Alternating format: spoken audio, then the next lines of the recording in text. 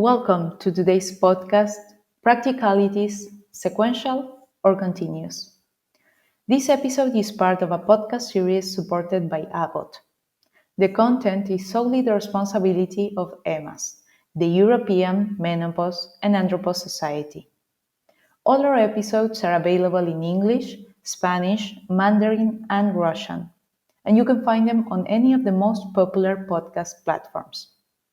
In today's episode, Marco Gambacciani, Secretary of the Italian Menopause Society and board member of the European Menopause and Andropause Society, will help us understand the use of sequential or continuous combined hormone replacement therapy.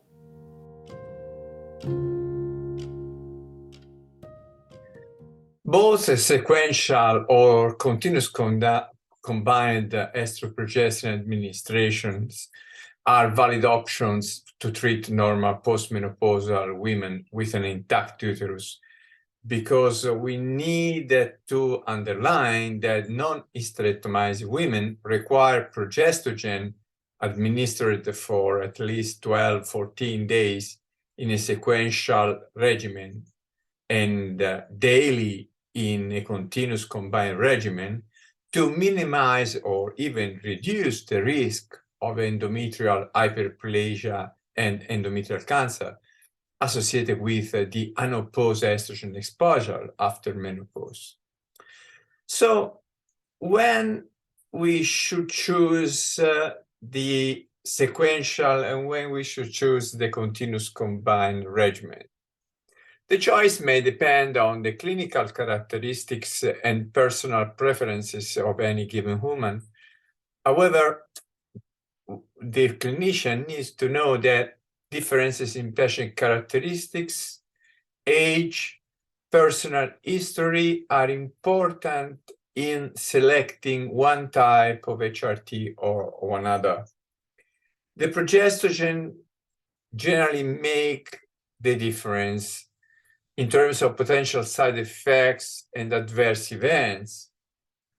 And we should say that evidence from large observational studies and case control studies suggests that micronized progesterone and dydrogesterone are unlikely to increase the risk of venous thromboembolism and are associated with a lower risk of breast cancer compared to other synthetic progestogens. And therefore, we should choose the progestin also when we are choosing the type sequential or the type continuous combined.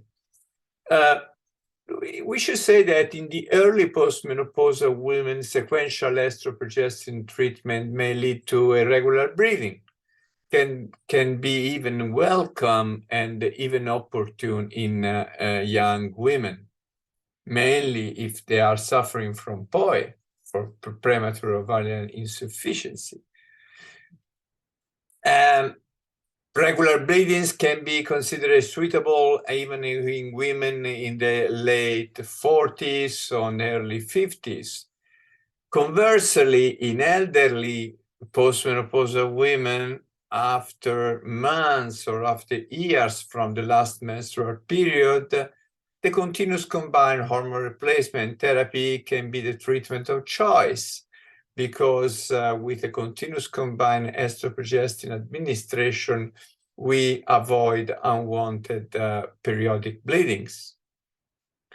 For the long-term run, the long-term effects of hormone replacement therapy, we should say that no major differences are present in terms of osteoporosis, cardiovascular disease, and neuroprotective effects. Or maybe let me rephrase it.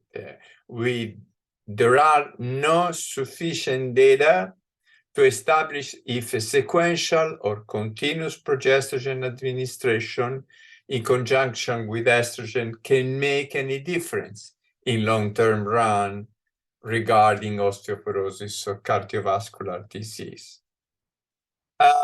Where the differences are. For sure, the administration of sequential progestin should be avoided in women reporting premenstrual syndrome or endometriosis or fibroids or heavy menstrual bleedings in their personal history, since the sequential progestin exposure can stimulate again bleeding, headaches, or pelvic pain, and therefore in these patients a low dose continuous combined preparation is more indicated than a sequential one. There were in the past some studies showing that the sequential combined hormone replacement therapy lasting more than 5 years can be associated with a small increase in the risk of endometrial cancer. And this risk is inversely proportional to the number of days of progestogen is given. We have to consider also that the endometrial potency of different progestogens can make the difference. However, no solid data comparing different progestogens are present, and we must counsel our patient to take progestogens for at least 12-14 days every month while they are treated with estrogens every day in a sequential fashion. For sure, we know that continuous combined estrogen and progesterone has neutral effect or even an effect in reducing the risk of endometrial hyperplasia and endometrial cancer risk. By the way, the WHI is there to demonstrate that the continuous combined estroprogesterone administration can even reduce the risk of endometrial cancer. We have also to mention that colon cancer has been demonstrated to be reduced in women treated with oral combined hormone replacement therapy. So at the end of the day, we should say that the choice between sequential and continuous combined hormone replacement therapy depends on patients' characteristics, age, and preferences. And as always, as a gynecologist, we need to know the different opportunities to treat the right woman with the right choice at the right time. Thank you very much for your attention.